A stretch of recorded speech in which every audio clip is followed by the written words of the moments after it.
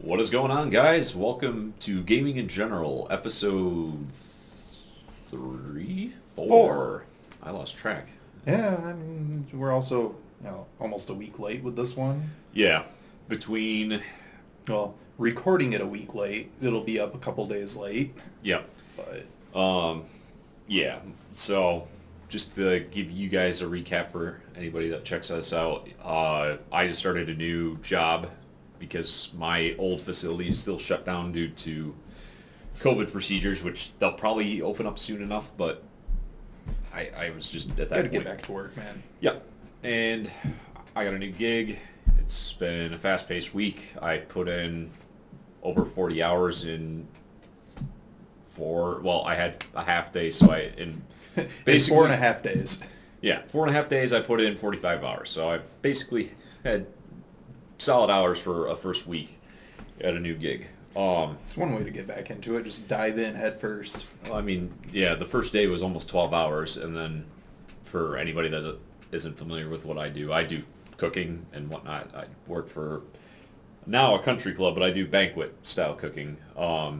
And my second day, we had our health inspection for the facility. So that was a great way to start things off. Like day one, almost 12 hours. Day two, health inspection.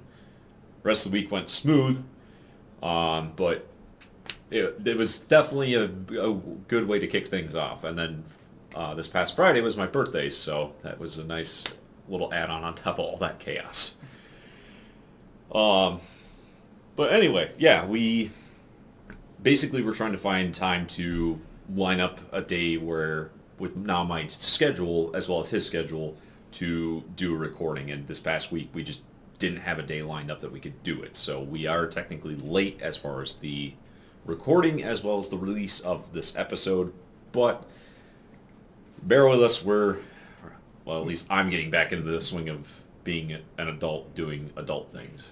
And whereas I've been back to work since we closed for a little over a year now. And I remember exactly how that was when we reopened. It was a fucking nightmare. But enough about that.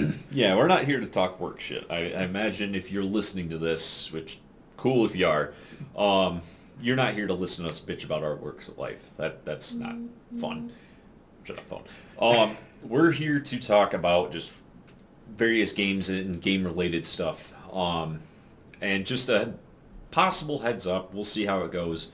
This might be a shorter episode, only because, not counting the work week, hasn't really been a lot between the two of us that has come up for topics for this week. Yeah, we've just both been pretty busy this last week and haven't had a whole lot of time to really look into anything. So Yeah. we're still going to try and shoot for that hour time, but if we fall short, you know why.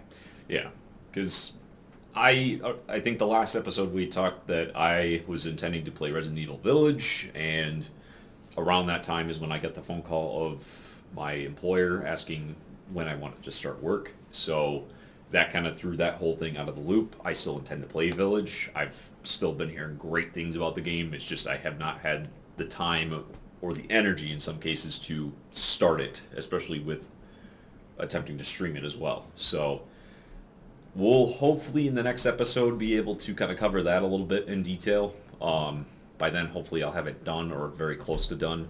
But as of right now, I haven't even gotten to start it. So, Well, shame on you. I just covered why. How dare you go back to work?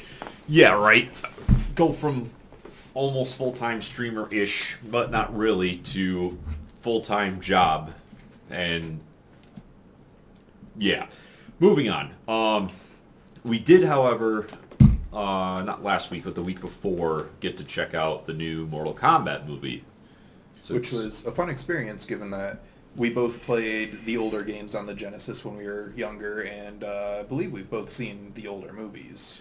I have not played forever, but Yeah, I have not played the games since I was a kid. I may have played a game or two of one of the newer ones, and I say that probably like 5+ years ago, but not enough to know how the game has evolved. Like, I know some of the newer characters, but not too well in depth. I honestly I think I played Mortal Kombat 10 when it was on Game Pass for a bit. Played through some of the story, and it was all right. Yes. You know, it's a fighting game. Like, for me, I know those older movies probably better than I do the newer games and the characters, which is kind of sad, but at the same time... that was almost 30 years ago. Yeah. But yeah, to the point of this new movie, I kind of... Well, I don't know how Drew was with the expectations going in. My expectations were that it was going to be stupid and fun. Okay. My expectations were met. Yeah, like, as far as going in, I didn't have high hopes for it being a very story-driven, like, crazy, awesome storyline. It was actually more story than I expected. There was a decent... And it was actually coherent. Yeah, there was a decent bit of story to it, surprisingly, considering it's a game, or it's a movie based off a fighting game, which, in recent memory, there's not too many movie adaptations of video games that hit the nail on the head well, especially not for a fighting game that has very little story-driven... It was like, I remember back in the 90s when the first Mortal Kombat movie came out, everyone's like, how are you even going to make a story out of this? And, well, they weren't, surprised when there wasn't much of a story there. But it was fun.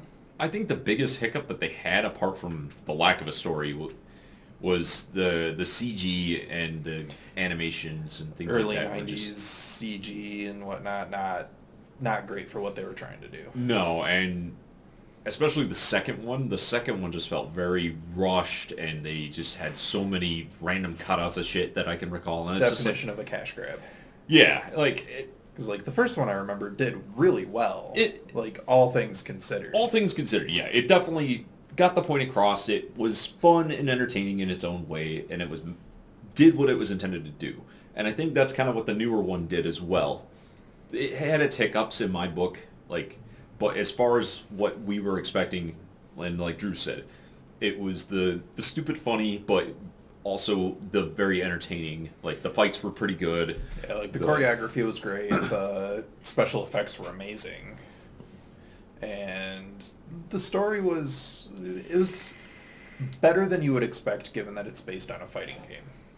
If you haven't seen it, it's worth checking out, especially if you already have HBO. Yeah. Because I think it's on there until the end of this week. So probably by the time this episode airs, it'll probably be on its last couple days, if that.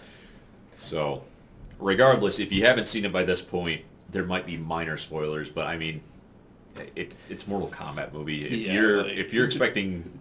Scorpion and Sub-Zero fight each other, and... That's I think the biggest highlight of, like, spoiler that you can get, apart from a few little things. Honestly, like, the characters, I think, were well done for, like, the newer actors kind of taking on the roles. Like, I think they all did a good job casting everyone. Yeah. The animation and CG looked pretty good. Like, overall, I don't think there was too many blaring issues with the movie for what they were going for. And if they do a sequel, which... knowing this day and age, it's probably going to happen. With the way the movie ended, like, there was definitely plans for a sequel, but it's also in a position where if they don't make a sequel, it doesn't feel like there's anything missing.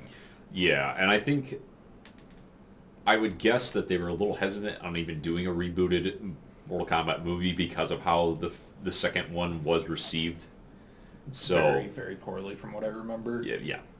So the idea of them even doing this in the first place was a bit of a risk, and I think they did well enough that I think I would trust them to do a sequel if they kept it at this level, or even stepped it up a little bit further. Yep.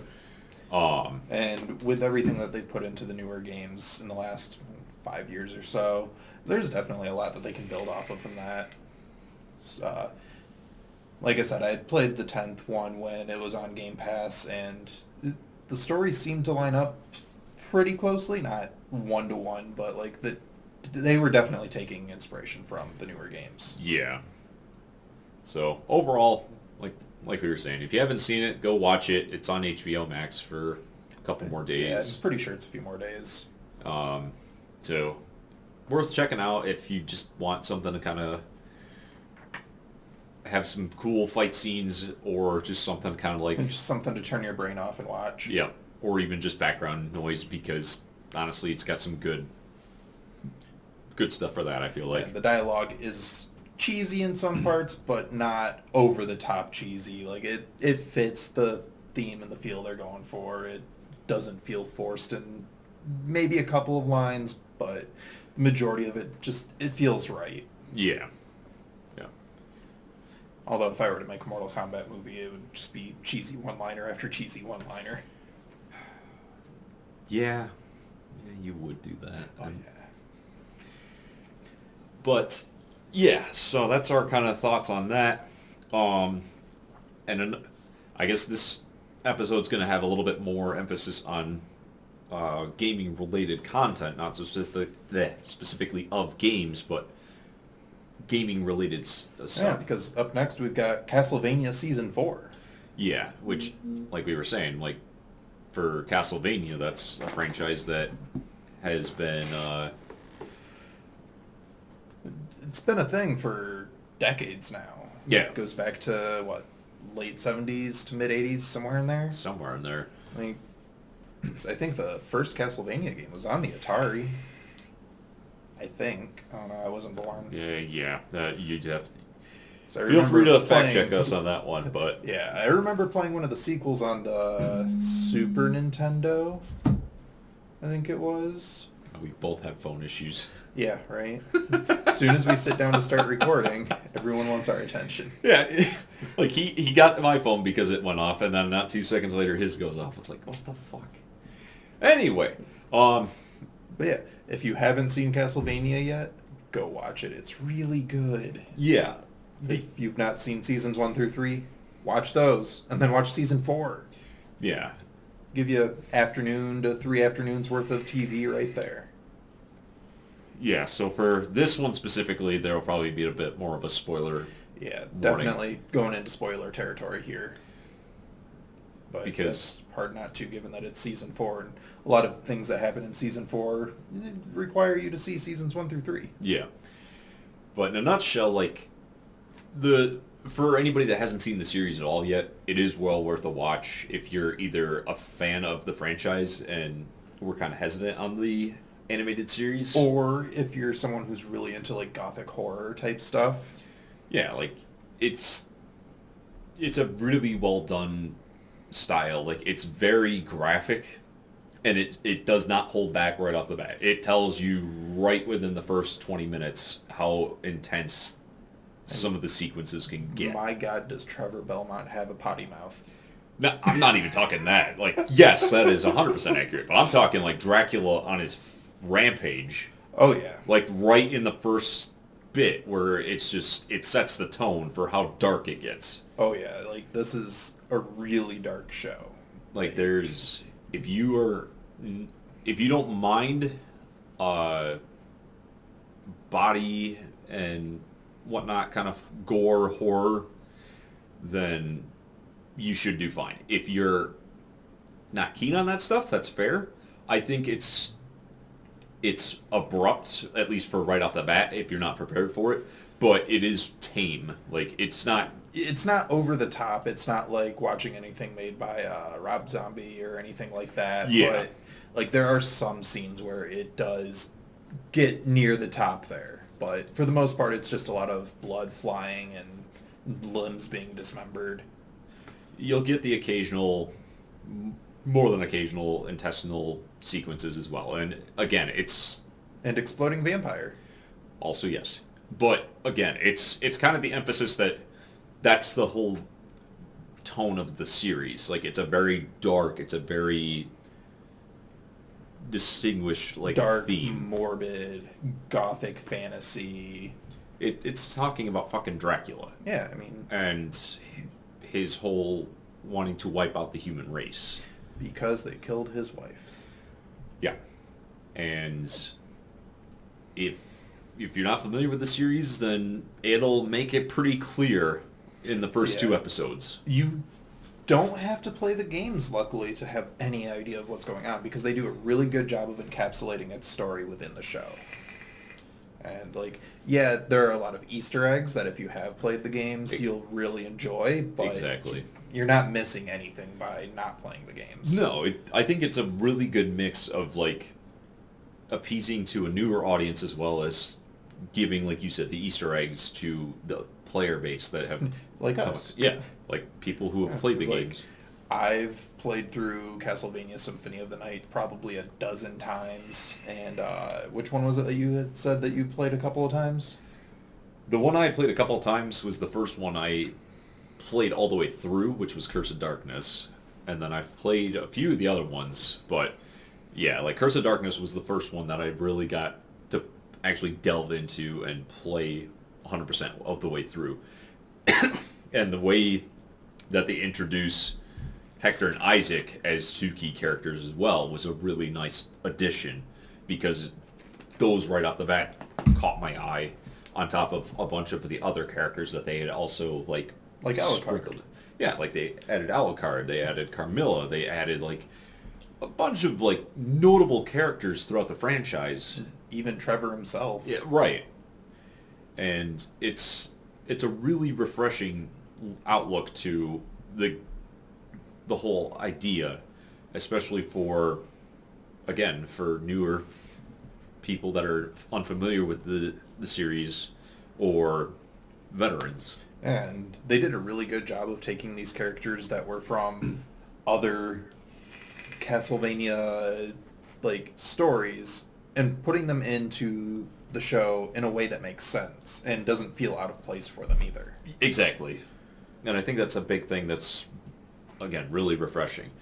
So yeah, that's pretty much our take on the whole series. Now for season 4, that came out 2 weeks ago, I think, just now. 2 or 3, something like Somewhere that. in that pushing 3, but yeah, at least 2. I think it came out the week after we did the last episode of this. Okay, yeah, maybe it is pushing 3. Because I remember we were talking about it after we finished recording, and I was like, oh yeah, I should watch that. Yeah. And then ended up watching it like a week later.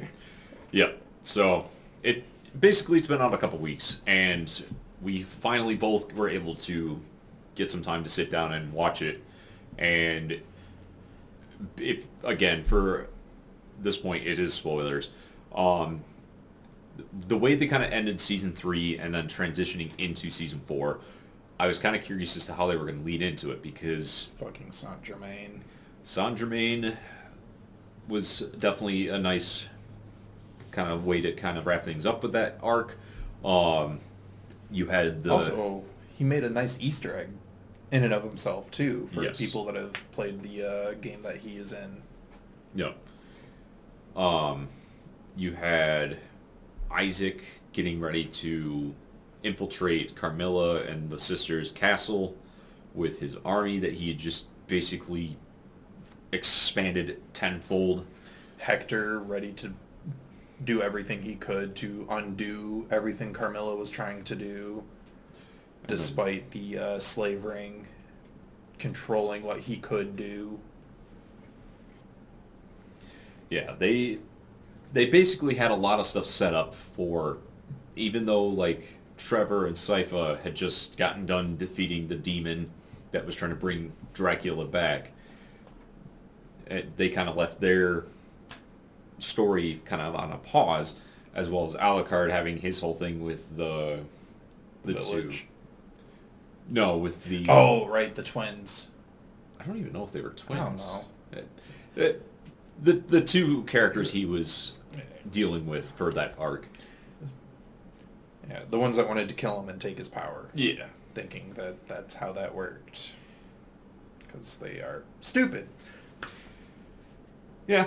I said what I said. I'm not disagreeing. But yeah, so basically they kind of left a lot of stuff either open-ended, or they did a good enough job to kind of like close certain doors to allow for reopening those doors to this season. And then they also did a good job of wrapping up anything that they had no intention of using later. Yes. And going into the start of season 4... Fucking Varney. Varney was Definitely an interesting character. Just Also not what anyone expected him to be. no, because they obviously have done enough of like Easter egging for anybody that knows the games, as well as just general storytelling. Like you could kind of piece things together as to who Varney was probably, or who he was affiliated with, apart from just Dracula.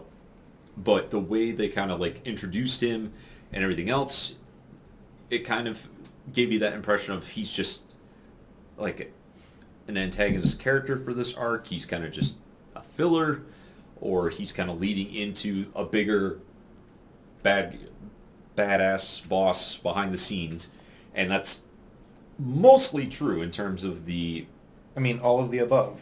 yeah, because I'm kind of leading into it, but basically Varney is death, which I know for me, I kind of had a feeling from season 3 death was going to be in the series. Granted, like I didn't know season 4 was going to be the end of, at least to my knowledge, the end of this series, or at least this timeline. I honestly don't think it's going to be. At least it'll probably be the end of like Trevor and Sypha's main storyline. Probably. And they would bring on the next Belmont, but Which we already know is going to be the child of Trevor and Sypha, yeah, as he is currently the only Belmont living. yeah. So as far as like where they were at with everything, death was on the horizon at some point.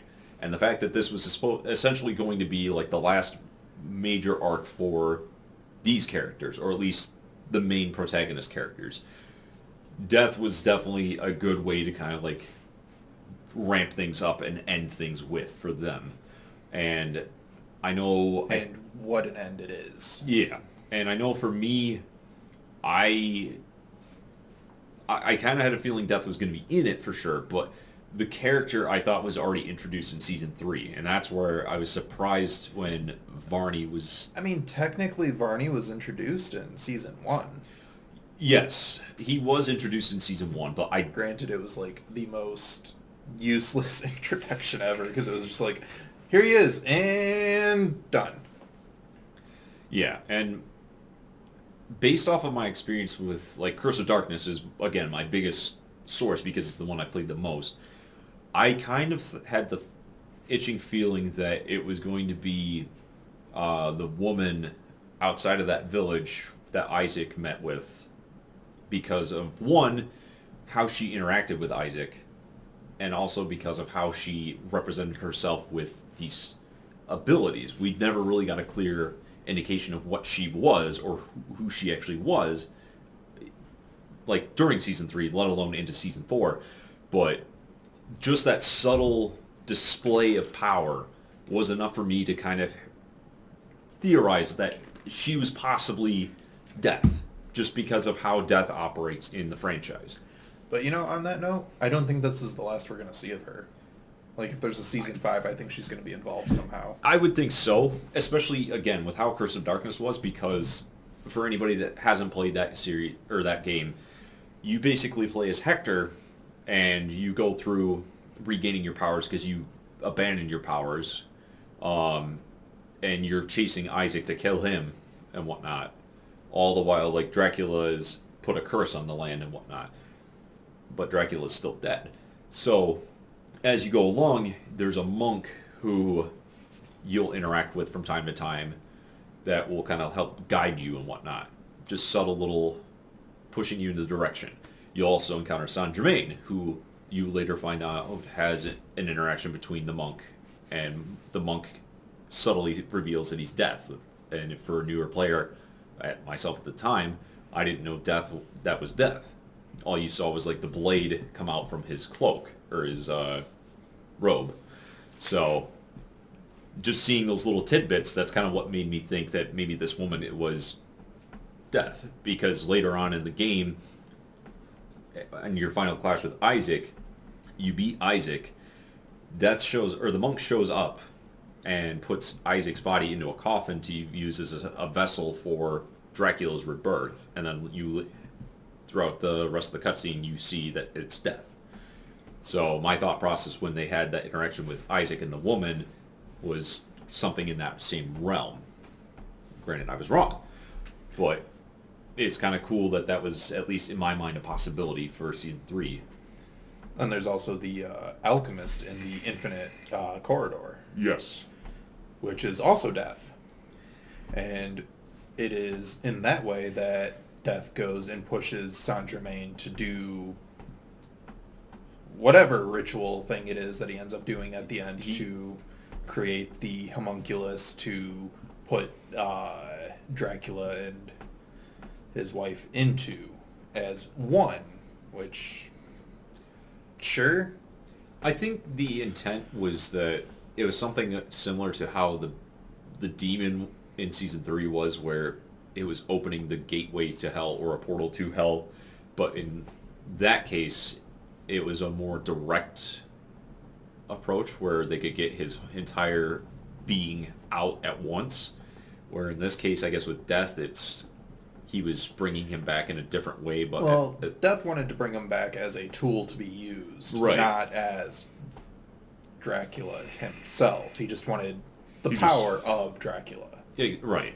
And I think that's what his intention was. It was, like you said, put him into the vessel and harness the vessel as a tool. Yeah. Direct what is left of Dracula being his rage against the murder of his wife at the world. Because Death just wants all the souls. Yeah. But I think between there was a lot of really good fight sequences, like throughout the whole last arc. Like it started off with why am I blanking on her name? The more brutish of the sisters. Strieger. Yeah. Strieger facing off against like the villagers. The villagers. When they go to raid the vampire camp at dawn. And she gets out of her tent in daylight armor and just looks absolutely insane. Like, when they first revealed the trailer and I saw that, I thought it was one of Isaac's or Hector's like Forge Master demons because of the old game, which oddly enough they did make that same demon when Isaac invaded the castle, but like seeing Strieger in the armor was just fucking cool. It was a really easily one of the best sequences in the entire season. Yeah, just it's a subtle bit for what's going on in the entire story, but it's such a really cool series of events or a series of like action and whatnot of her just going ape shit. So that was a really nice touch. And then later, not a couple episodes in further, Isaac infiltrates the castle and confronts Carmilla and has the showdown with Carmilla with his horde, and it was definitely a really well done fight. The fight scene between them is amazing because obviously, like, Isaac having all those demons and shit, he's got her outnumbered. And granted, like, her being a vampire, she's going to have superhuman strength, and she's not just a vampire, but like an ancient vampire. Yeah, like she's going to have skill, she's going to have experience, she's going to have a lot of factors to pile in. Even with a numbers disadvantage, she could still, to some degree, hold her own. Like, it was pretty clear, like, just from the stance of being so heavily outnumbered, she probably wasn't going to win the fight anyway. But it was nice to see that they allowed for her to have like a really good back and forth sequence with Isaac and really bring just an absolute great just a beautifully choreographed fight. Yes, I was struggling with the words there, but yeah, just a really well done sequence. And then the send off for her too was just really nicely done. And then obviously you have all the other little tidbits of the story that kind of lead up, and then you have eventually Varney reveals himself to be Death. but then you also see that Death disguised himself as the alchemist within the corridor. And it was a nice little curveball. Like, I don't know if both of us were thrown off by the alchemist, but I thought the alchemist might have been Death. I didn't. Yeah, that's what it was. I didn't think the alchemist was Death. Yeah. Whereas I didn't think Varney was Death. I thought Varney was just an idiot. Yeah, I got the impression Barney was Death. He got the impression the alchemist was Death. We were both right, but we were both half right. But yeah, just for the reveal for Death as a whole, and then to have everything kind of just fall into place for the inevitable like showdown between Trevor and Death. And I think the biggest thing I really appreciated, apart from the fight itself, the fight was fantastic, and we'll get into that in a second, but like the dialogue that Death had, like his voice actor, I think, did a fantastic job just really kind of setting a tone for Death that I don't think anybody really would have expected, or at least not to that degree of just like a lot of shit talking. Like, a fair amount of shit talking. Not nearly as much as Trevor did, though. Right. Like, that's what I mean, though. Like, Trevor is going to shit talk. Death, I would just think, just has that, I'm just going to kill you kind of shit. But then he just would throw, like, blunt remarks or just shit like that. And it's like, okay. Like, well, okay. Yeah. It's like, I'm not knocking that. I like that. Yeah, I just love the fact that Trevor was doing nothing but shit-talking to Death during the entire fight sequence, despite the fact he was so heavily outmatched. Yeah, and it was really cool to see how Trevor was able to kind of, like, eventually win that fight because, like you said, it's fucking Death. Mm-hmm. How the hell do you beat Death? Without being another supernatural, super powerful creature. Exactly. Because, like, it is canon within the games that Alucard kills Death, but Alucard is also half vampire and incredibly powerful even compared to other vampires. Exactly. So, for being the son of the most powerful vampire. Yeah. So it was a really well done sequence to kind of just encapsulate and bring everything to a close for, again, what we assume to be the end of Trevor and Sypha and probably some of the other main characters from this storyline. And if they do continue the story, we would expect that there will be a new Belmont. There will be probably Alucard because he's Alucard. Alucard's immortal, so... Yeah.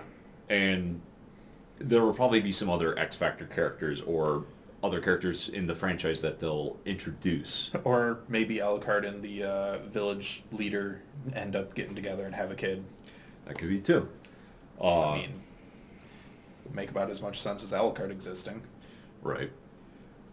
Yeah, like, at the end of the day, I think they could go either way with it. Like, I'd be fine if they just ended it right there. I will probably rewatch the series more often than not.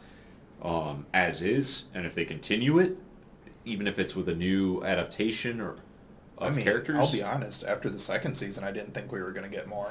Right, and that's why I was surprised when, like you said, when it came to season 3, and I was again surprised to see that it was only going to be the 4 seasons. So that kind of is one of those, like, if this is how it all ends and that's all they were intending to do, that's cool. If they want to keep expanding on it and just bring in new characters to... There's plenty of stuff for them to pull from. Yeah, they have... last 40 years, 30 years, something like that. They have a number of routes that they can go. Like, they can even go backwards in time to bring in some other... Go back to the days of Trefor Belmont. Yeah. So, all in all, really good wrap-up to the series as we know it, and overall, like, again, if you haven't watched the series and you've gotten through all this, you've been spoiled for everything, but it's still worth watching. Like, I've watched the first 3 seasons 4 or 5 times now. I'm gonna go and rewatch all 4 of them again. It's like, especially when you can go back and just see like little things you might have missed the first couple times through. find Easter eggs that you didn't notice the previous time you watched it. Like, it's so good. Mm-hmm. It's worth watching, even with the spoilers. Yeah, like, at the end of the day, I think it's one of the better, like, animated series that isn't, like, I guess a major anime that I've watched in a long time. Like, it's really well done. It's really well voice acted. It's really well animated. Like, I have very little criticisms for this series. Yeah. And especially for it being a video game based series, that's very refreshing because I know it's so easy to do series based on video games wrong mm-hmm. that it's almost hard to do them just like getting approved. Like, just that part is hard. Yeah, and then to come up with a story that is original but also retains a lot of and the original. Makes sense within the context of that series. Yeah, but also pays tribute to the original concept in some way or another, or even kind of like brings a new twist to it. I think this did that and more, and that's just, again, we don't have anything we can really throw at it negatively. Like, yeah, I mean, like, could have been a little bit longer. I think but, that's minor criticisms. Yeah. And even then, I would only want another 1, maybe 2 episodes so that they could flesh out some of the story a little bit more. Have a little more time for character interaction. Have slightly longer fights. Yeah, like... It's like, I don't feel like I'm missing anything. I want to see more. Yeah, I think that's what it really boils down to, is like, we just want more. It's like when you get to the end of a really good book. And it's like, yeah, everything came to a conclusion. Everything is wrapped up nicely, but give me more. Yeah. And I think even with each season would end, well, at least for... Except for season 1 and season 3. Yeah. Like, 3, they could have gotten away with there not being more. Season 1, they could not have. But they were also definitely planning on 2 seasons. Yeah. But, like, season 4's ending is very much in the same vein as 2 and 3's endings, where if there isn't more, I don't feel like I'm losing out on anything, but if there is more, it's very easy to add on to it. Exactly. So yeah, that's pretty much our take on Castlevania, because that was like a big one for both of us that we were really excited to jump into and kind of give our input on, because like, we've both been fans of the Castlevania series for years. And then we've watched the animated series up to this point pretty actively, to where when we heard when the announced season was, we're like, yeah, we'll definitely have to watch that. So it's... The only difference being I am terrible with dates, and I thought it was the week after it came out that it was supposed to come out. So I watched it a week later. Yeah, because we talked about it, and then one of the last couple times I was over at his place, as I was getting ready to leave, is like, by the way, yeah, Castlevania, I'm going to watch Castlevania, because I was going out to my other buddies to crash there for the day or whatever. And he's like, wait, that's out? Yeah. Yeah. I thought that was next week. Nope. And he Shit. looked at me like, well, I know what I'm doing when you leave. And then I proceeded to watch the entire season that night. Yeah. And then... Also, if you plan on watching it in one sitting, watch the first 6 episodes, and then you get a good break at the end of the 6th episode where you can go use the bathroom, make some food, all that kind of stuff, without feeling like you're missing anything, and is a good pause point. So even if you're not going to go back to it that night, episodes 1 through 6 all run into each other, and then 7 through 10 are the same way. Perfect intermission point. He's got that on lockdown. I wouldn't have been able to tell you that. At least not offhand.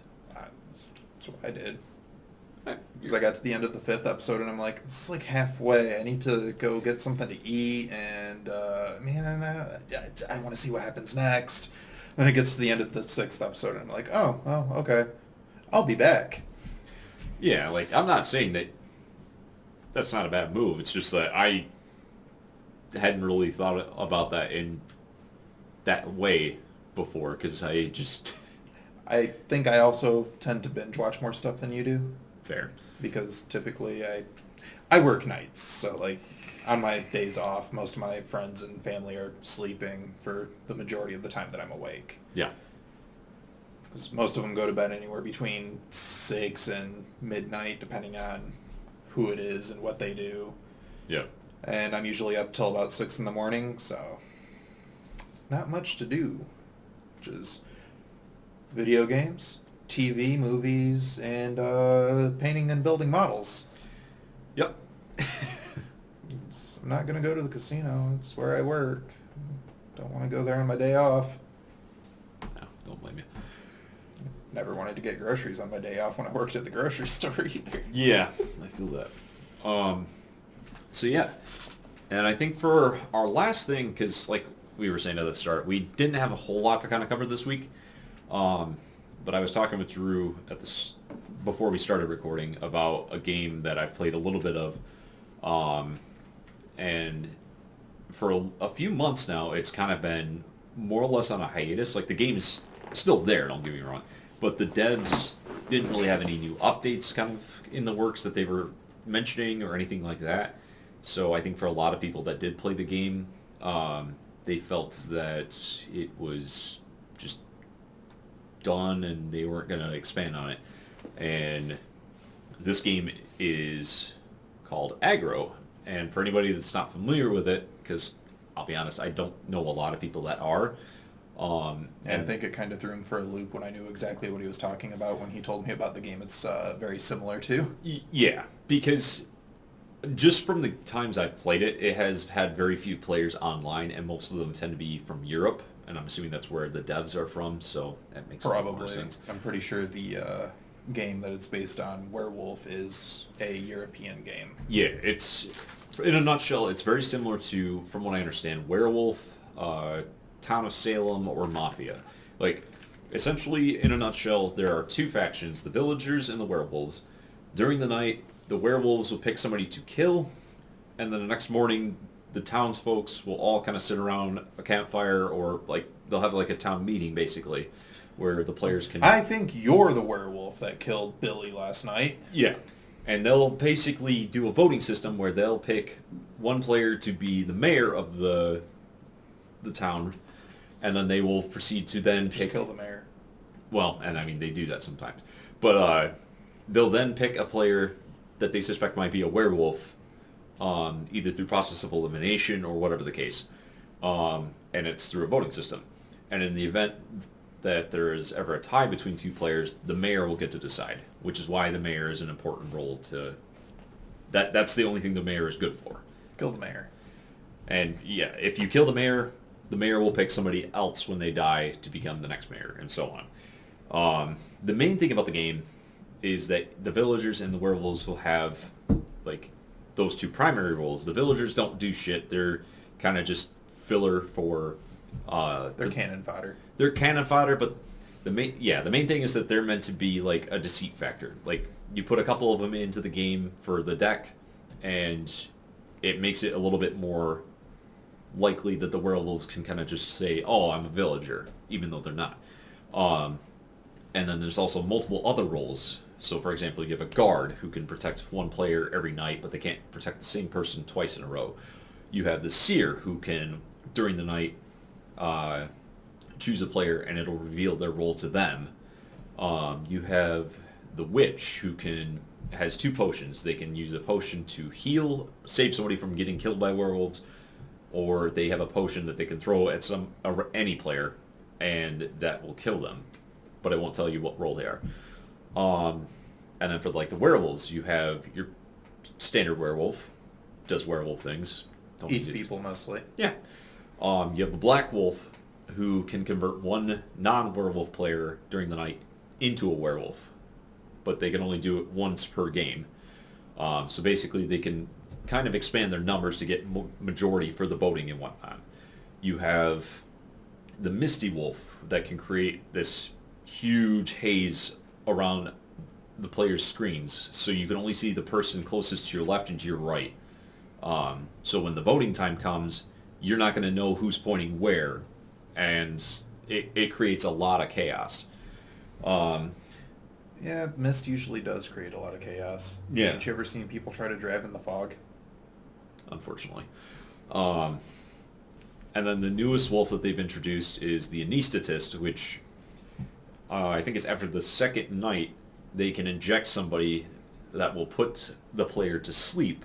And that player basically, while they're asleep, can't vote. They can't, well, they're not supposed to talk. Like if you're in Discord or whatever, you kind of just mute yourself, or you're not supposed to say any crucial information. All conversation must be related not to the game. Essentially, you're supposed to be asleep. So, and you can even sleep yourself as an anesthetist, fun fact. But, yeah. It kind of throws the impression that if you're getting slept, you're probably not the anesthetist, because why would you sleep yourself? It kind of builds that little bit of deception. I guess. It may not always work, but it is a possibility is what I'm getting at. So, basically, each... Kill the sleeping person. Yeah.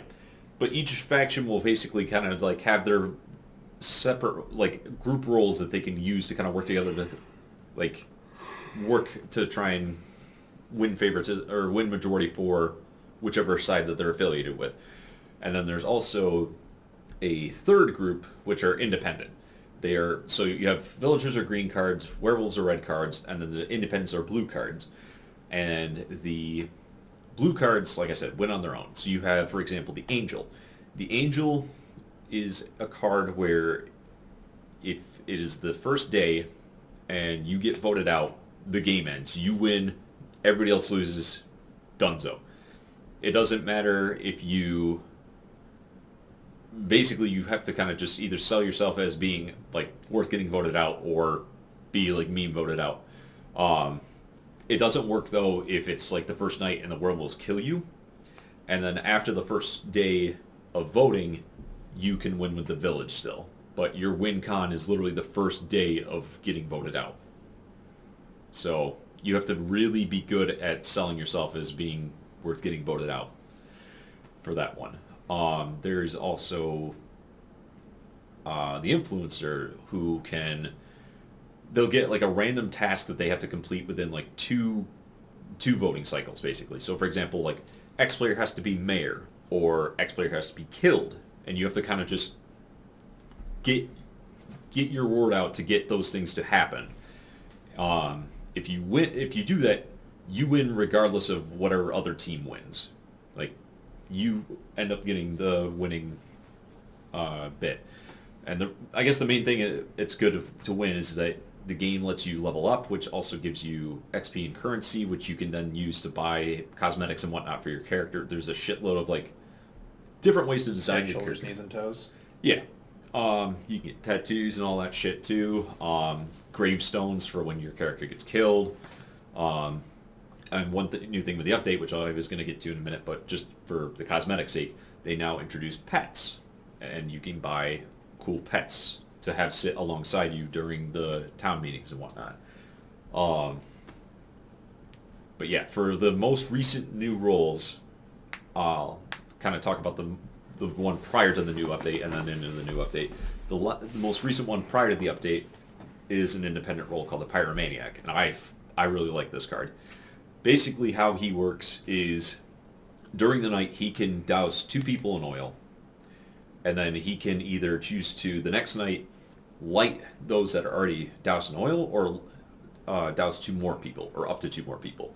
He can douse up to 6 people, and keep in mind, you can have up to 12 players in a game.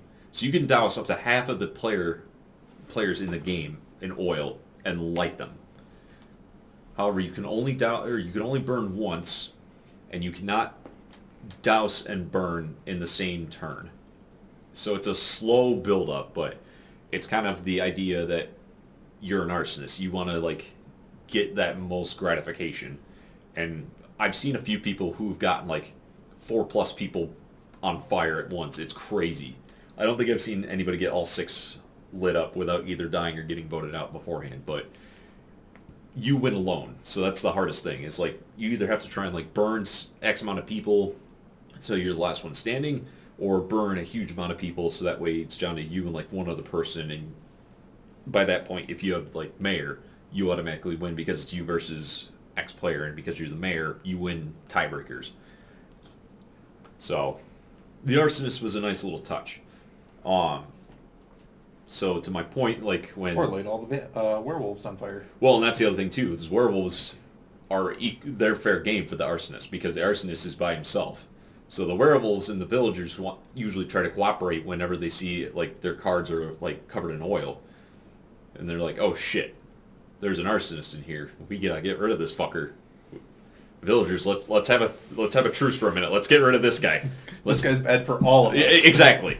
So it was a really nice card to like add some extra chaos to the game. So when the game kind of like went on a, so to speak, hiatus, I was kind of like, all right, cool. And then recently, I think like maybe over a week or two ago now, they announced that, hey, we know we've been kind of quiet. Here's some cool things. So they added the pets, like I mentioned, which were really cool because, like I said, there's a lot of different pets. Like, there's all sorts of crazy shit. There's also...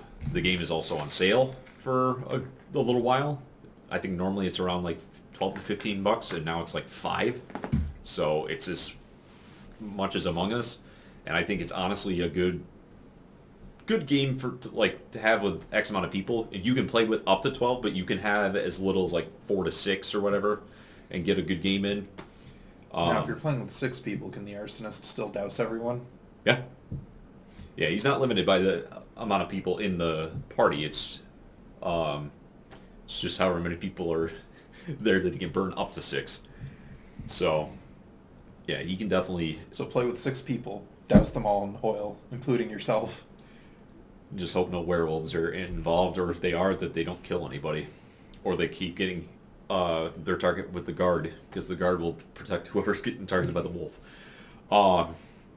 So yeah, there's those, and like I said, for $5 right now, because I bought the game at full price, $5, it's a game worth checking out. I think it's a shit ton of fun, especially with a group of friends. If you just like casual games, or if you've played any of the other games like Town of Salem, Mafia, or Werewolf, it's right up your alley, and you've probably even heard of it by that point. But the last thing is the new role that they added, which is Blaster. And the Blaster, weirdly enough, is part of the village.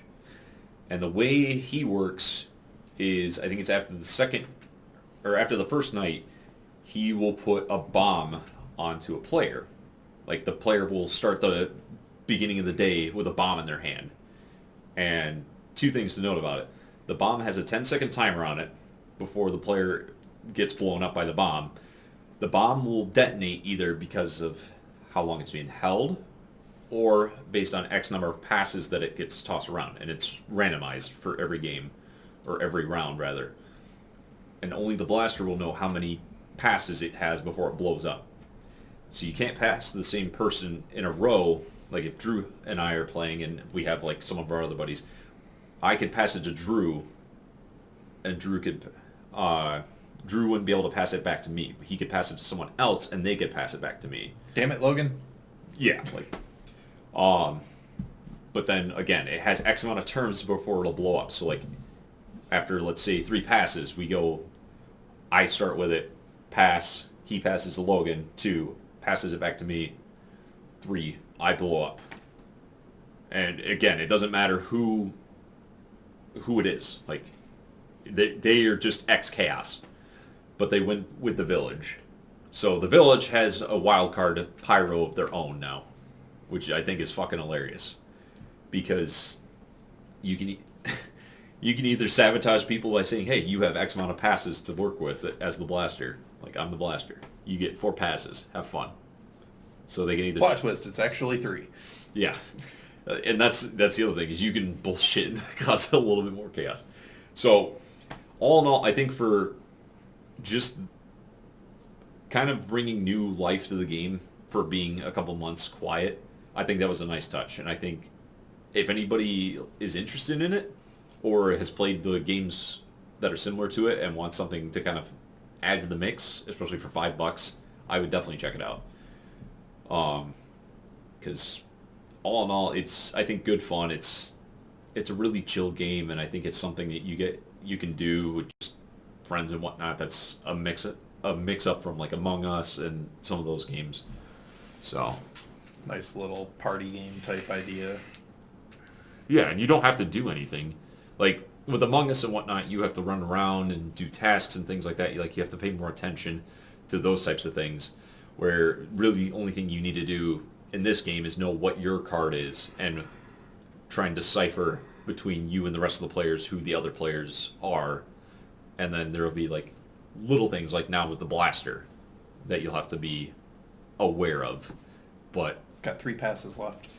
yeah, so it doesn't take a lot. Like it takes a little bit to learn all of the roles and know them in depth. But I mean, it's still pretty easy to kind of Sounds easy enough to just pick up and play, though. Yeah, and again, with how many roles there are too, like it never gets boring. Like you almost will always get a new role over a couple of games. Like it, and you'll switch up factions and all that shit too. Like it, you can even set it up where you can ban certain cards. Like I think you can ban up to 3 cards. Like if there's a role that you just all of you or the majority of you just don't want to deal with. Like if you don't want the Black Wolf or if you don't want the Blaster, you can just ban it and it won't be We part of don't the deck. want the Pyromaniac. We don't want chaos, which why wouldn't you? Like chaos in games like that is the whole. I mean, like, I could see not wanting it when, like, trying to teach new players how to play the game. Yeah. To help them understand, like, the basics and get used to the way the game progresses, and then just drop those 2 cards back in later, but... Yeah, I think for something like that, that's fair. And I know there are a couple of the cards that are considered, like, OP or broken, just because of how they operate. So, it's one of those, like, it's all preference, but I think at the end of the day, like, that is a nice little addition. It's like you can ban out cards that you just don't want to play with or deal with. So, again, I'd say check it out. I think it's well worth it for $5 especially. And again, how much customization and shit too for your character and everything else, like And pets. and there's Everyone emotes. loves pets. Yeah, like you can do emotes and shit too. Like it's basically like Among Us in a sense of like that party game that's very easygoing. Like you don't have to think too in depth other than just like how much is my friend bullshitting me or things like that. So if nothing else, just pull up a YouTube video. I think there's a couple of like channels that have done a bit of content on it, and I think it's all in good fun. So Does sound like a good time. Maybe when I have the extra money, I'll pick up a copy of it. But well, it's $5. I'll just buy it for you. okay, I won't say no to that. We just got to get more people. That's the only thing. Get Logan and Joanne to join us. Logan already was kind of on board it, and if we can get like Anthony and Denzel and them, that would be even better. Shouldn't be too hard to convince Anthony, at least. No, I'm actually going to probably forward him that later. But yeah, so I think... Or if any of you want to join us. Yeah, I mean, we're not really worried about meeting new people, especially for a gaming community. So if any of the games like that, like for Among Us or any of that kind of stuff that you play or think we should play and want to get us involved, cool. I mean, I don't think there'd be any objections to that. Nah. So just let us know and we'll eventually figure something out once we, again, figure out our schedules and whatnot. And Yeah, luckily my schedule is pretty easy to work around. It's just finding some normalcy in yours now. yeah, well, and to be fair, this has been my first week. So I think once I get into Get used to being a rhythm and at work again. And the main thing is figuring out when they kind of need me or whatever the case. So within the next couple weeks, I'll have a more defined schedule to work around. But yeah, anyway, we actually hit the hour mark, which is look at that. Almost right on the dot. kind of weird because I think it's because we talked about Castlevania for like 40 minutes. I mean, that's kind of what I'm thinking too, because we only had 3 topics set up, and Usually we'll do 15 to 20 minutes a topic and maybe go over one of them a little bit, but... yeah, and I think for what we had, I think there was enough to kind of go enough in depth with everything, and it hopefully sounded good. Yeah, I mean, we have no idea what we're doing. We're just, pulling out the camera and hitting play or record. I told you, we have no idea what we're doing. Either and or both. So guys, that'll be it for us for this week. Again, hopefully you enjoyed. If you did, give us the thumbs up on YouTube and all that good stuff. Comment, subscribe, as all the other YouTubers say. Yeah. Let us know what you want us to talk about. If there's a game or game-related content that you think As we should always, check out. we are open to suggestions. If you have any ideas, leave a comment, send us an email, whatever you prefer to do. If we ever get any comments on the videos, we'll absolutely try and interact with as many as possible. So, Yeah, we're kind of just going with the flow. So, like, if anything, if you have stuff that you want to throw at us, like games, constructive criticism, or game-adjacent things, game-adjacent constructive criticism. Really anything. Like, even if you just want to say hi. Yeah. We'll give you a shout-out in the comments. Yeah. Like, we're just here to have fun. We're not here to, like... Yeah, this isn't a job for us. We're just doing this for fun, trying to, bring more people into the community, get more word for the things we enjoy out there. Yeah. So, at the end of the day, we're not here to cause chaos or anything like that. We're not the pyromaniac. Or the blaster. Or fucking Varney. And on that note, we will catch you next time. Have a good week, everyone.